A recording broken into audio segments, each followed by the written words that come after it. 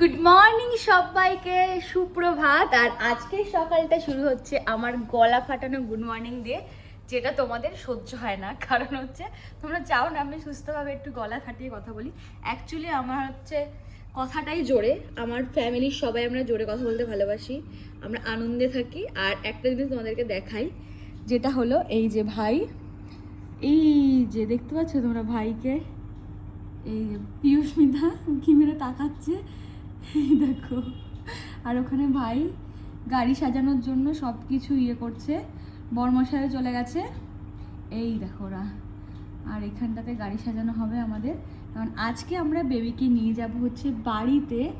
আর এখানে দেখো ওরা কি করছে, দেখো এই এই এই এই কই কই কই, এই যে ওরা দেখো, ও 17 প্রো ম্যাক্সের কি জুম দেখো।